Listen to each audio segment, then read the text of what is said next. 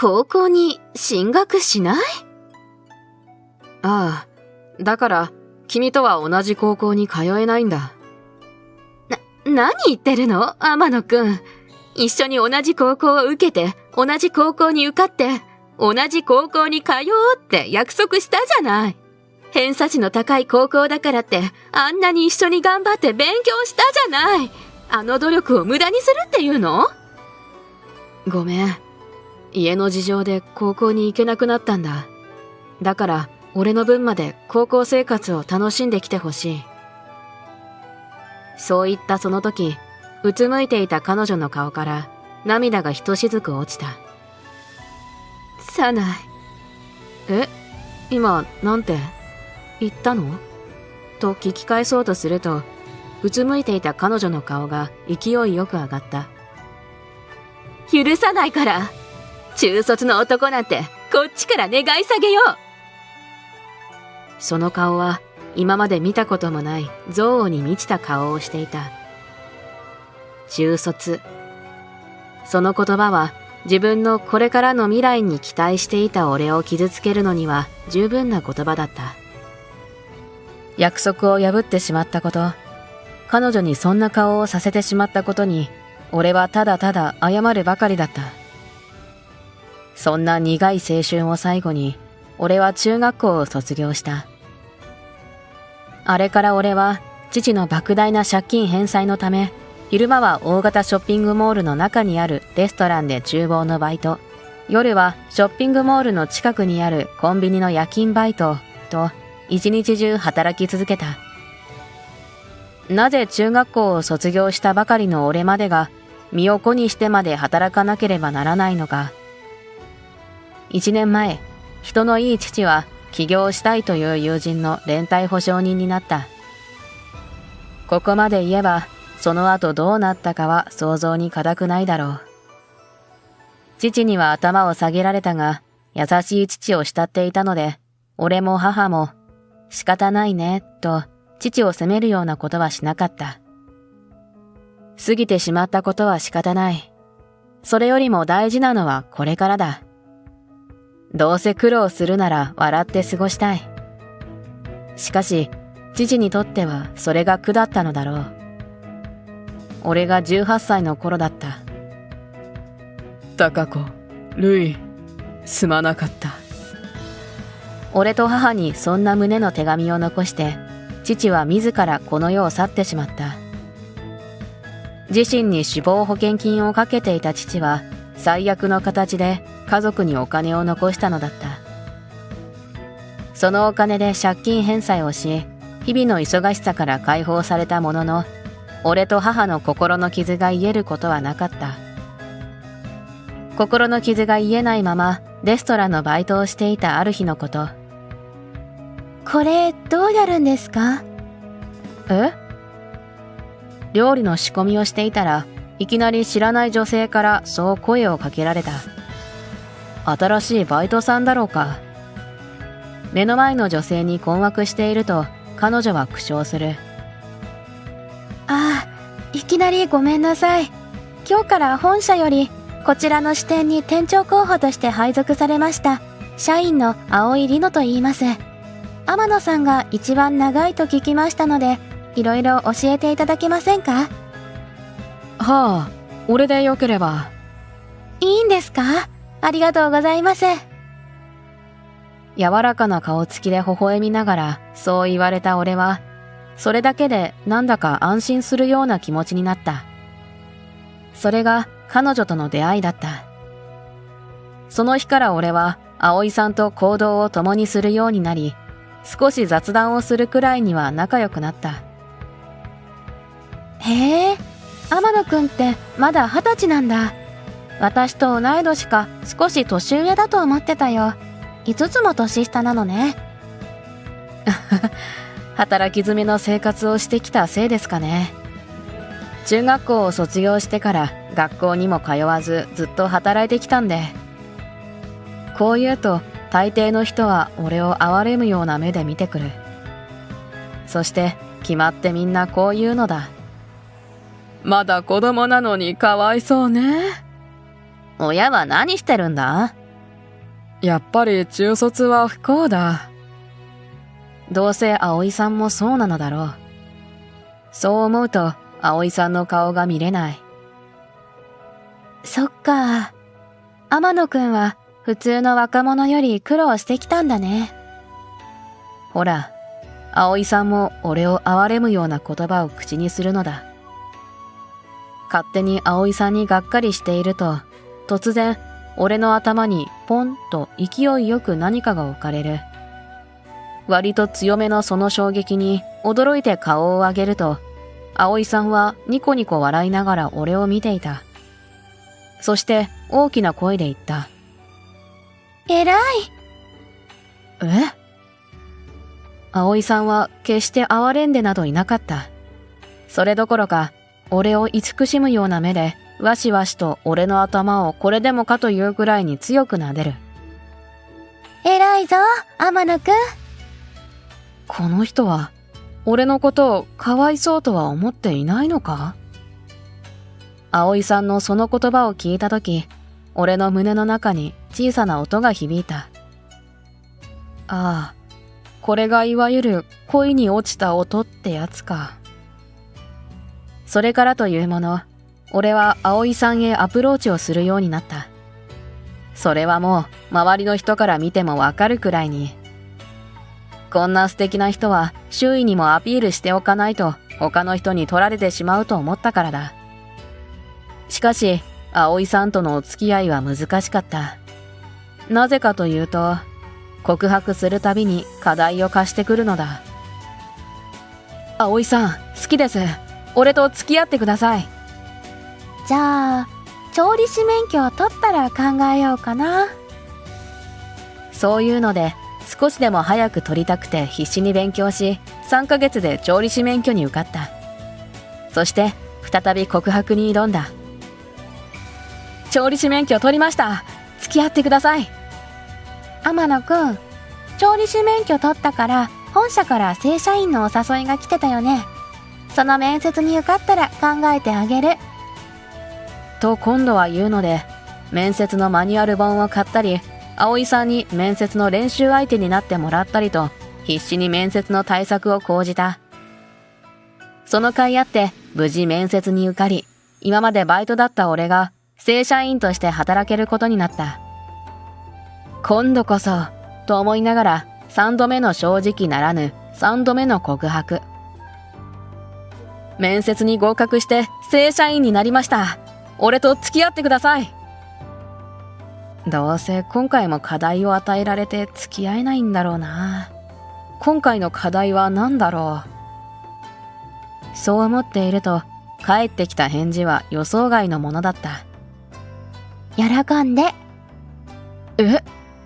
いいんですか？まあ、何驚いてるの？だって、今回も何か課題を言い渡されるのかと。そうだよね。ごめんね。でも、私と付き合ったらもったいないと思ったから。もったいない？だって、ここに長く勤めた経歴も調理のスキルもあるのに、ずっとバイトでやってきたんでしょ？天野くんには伸びしろがあるのに、私と付き合うことで今後の勉強の機会を奪ってしまったらどうしようって思っていたの。それって天野くんを信用してないってことになっちゃうね。天野くんの気持ちを利用するようなことをしてごめんなさい。深々と頭を下げられたが、俺は首を横に振る。もしバイトのままだったら、俺は社員の葵さんに引け目を感じながら付き合っていたと思います。それに、葵さんの言葉がなければ、俺はスキルアップしようとも思わなかったでしょう。葵さんのおかげです。前より自信を持って葵さんと向き合うことができるようになりました。ありがとうございます。そうお礼を言った俺に、葵さんは目をキラキラさせながら、じゃあ、これからもビシバシ鍛えていいってこと？と、目をキラキラさせながら言った。そんな葵さんに俺は苦笑する。葵さんにはかないませんね。こうして俺たちはめでたく付き合うことになった。その後、リノさんと2年付き合ったところで、本社からリノさんに辞令が出た。本社に戻ることになったの。本社って向こうですよね。ってことは家も。そう。引っ越さなきゃいけないの。だから。その言葉の続きは言われなくても分かった。だから俺は笑顔で送り出すことにした。わかりました。俺、リノさんと付き合えてよかったです。向こうに行っても体に気をつけて元気でやってください。こぼれそうな涙をこらえ、震えそうな声を抑えながら、なんとか笑顔でそう言った俺に、リノさんはきょとんとした様子を見せる。ルイ君は何を言ってるの？だって俺たちこれでお別れですよね。リノさんのきょとんとした顔に、俺もきょとんとさせながらそう言うと、リノさんは突然笑い出した。ルイ君、人の話は最後まで聞くものですよ。はい。改めてリノさんに向き合うと、リノさんは優しく笑いながらこう言った。ついてきてちょうだい。私にはルイ君が必要なの。だから、私と結婚してください。深々と頭を下げられながら差し出された手を見て、俺はポリポリと頭をかく。それ、俺が言いたかったのに、リノさんにはかなわないな。そう言いながらも、俺はリノさんの手を受け取った。こうして俺たちは結婚し、俺たちの間に娘のレーナも生まれた。そんなレーナはもう10歳になる。ママはまだなの？と、ママがいないことに頬を膨らませるレーナ。ママは少しだけ仕事があるから後から来るってさ。だからパパと先に行ってよ。そう言って俺とレーナはあるところへ向かう。そこはかつて働いていたショッピングモールの中にあるバイト先のレストランの隣、高級寿司屋だ。俺たちは今地元に帰ってきていた。今日はお祝いだからな。少し奮発していいお寿司屋さんでご飯だ。やったー！そんな会話をしながら高級寿司屋に入り、大将に案内された席に座る。俺たちの他には男女のカップルが一組だけ。混雑を避けてきたから空いてるなぁとほっとしていると、カップルが座っている席から天野？と俺を呼ぶ女性の声が聞こえた。俺の知り合いでもいたのだろうか。そう思い、カップルが座っている席に目を向けると、そこには見覚えのある女性が座っていた。やっぱり天野だ。あんたこんなところで何やってるのよ。君は霧島さん？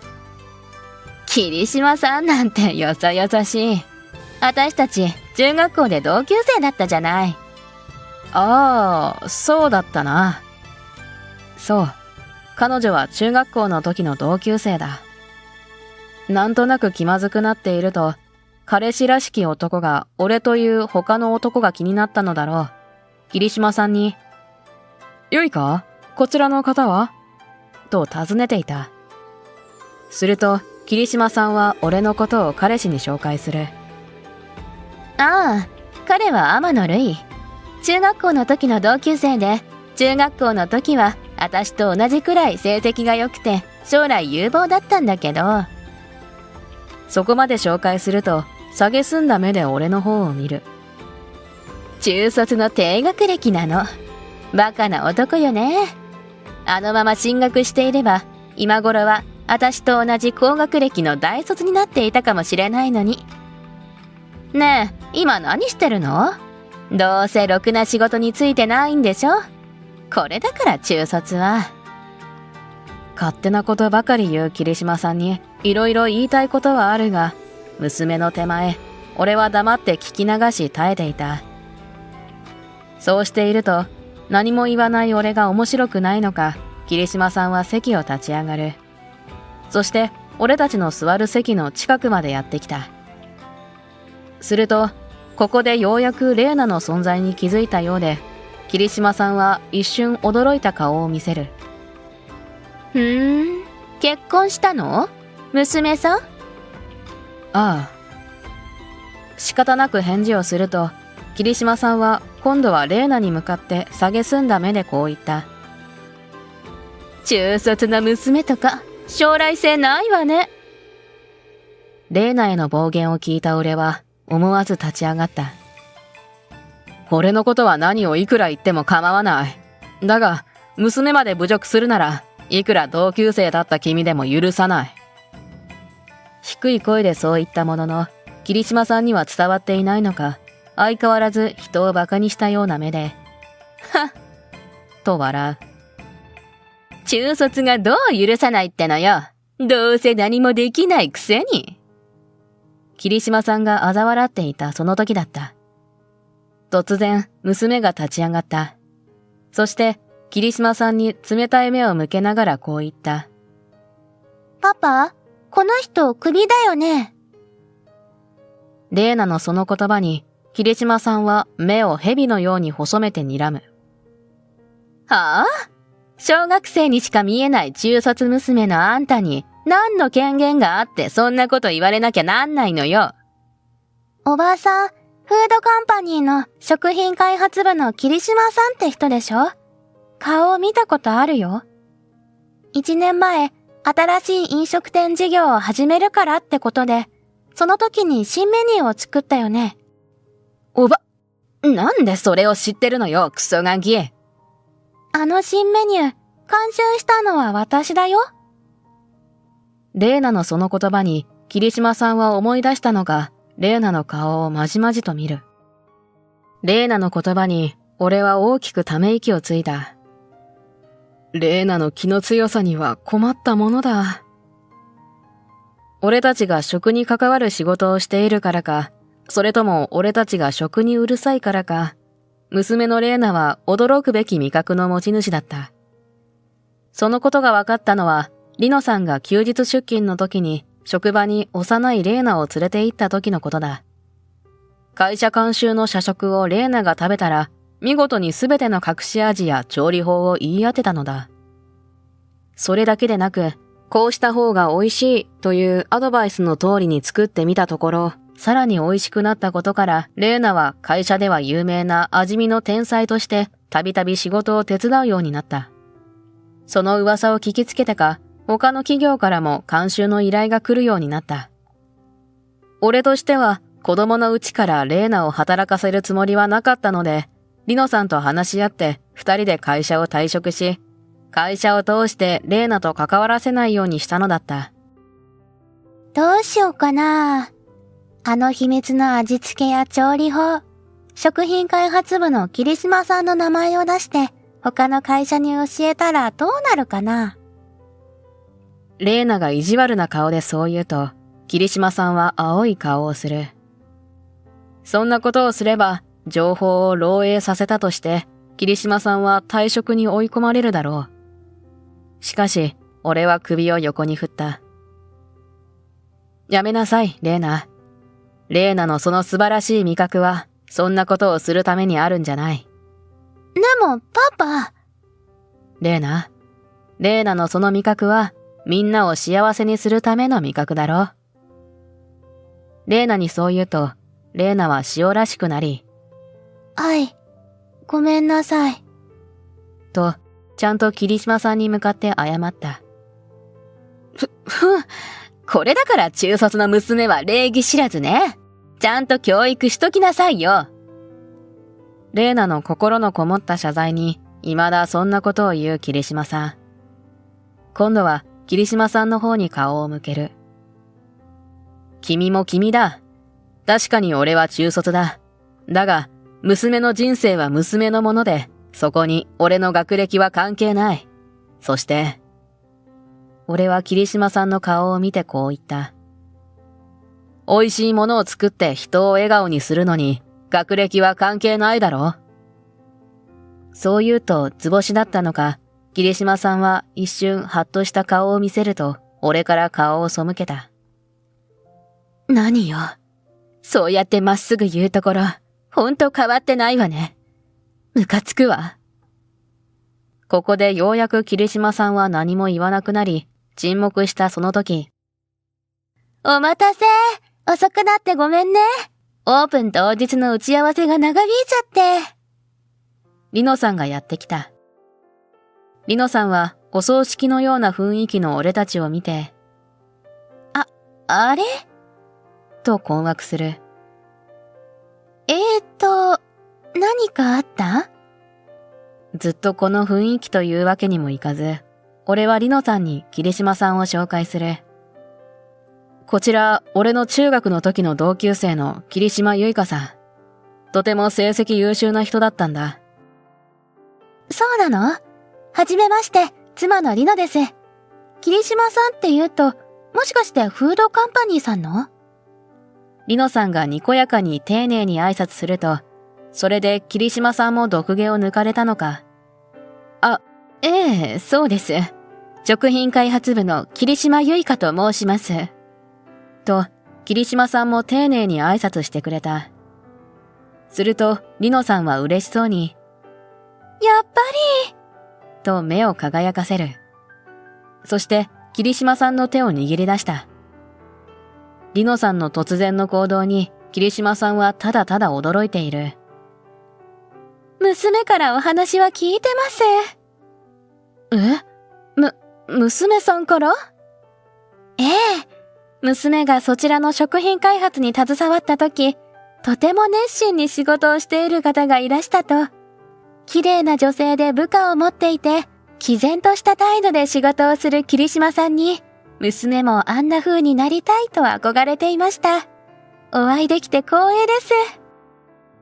そう言ったリノさんに、レイナが顔を赤くしながら、なんでバラすの？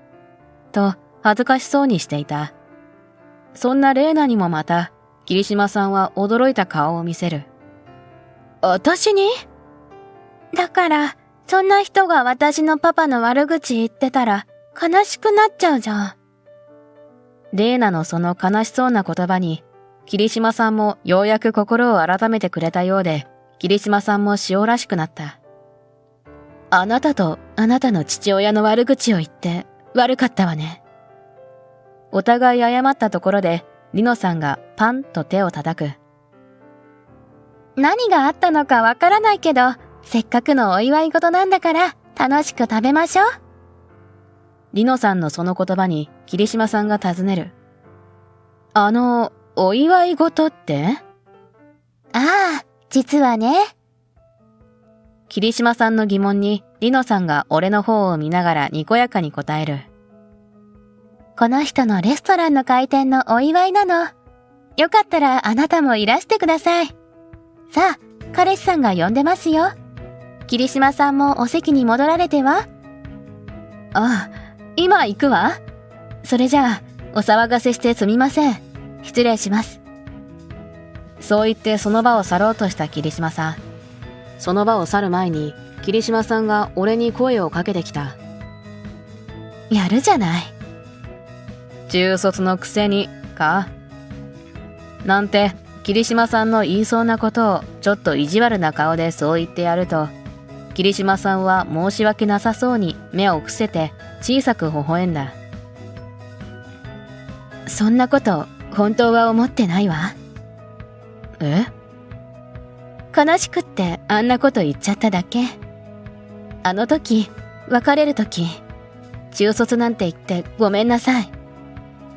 俺は中学校卒業式のあの日のことを思い出す。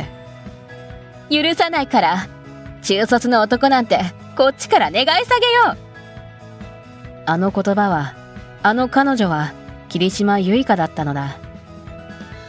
ああ、天野くんに少しでも近づこうと思ってこの業界に入ったのにな。それってどういう意味？と聞こうとしたが、桐島さんはぷいっと俺から顔を背ける。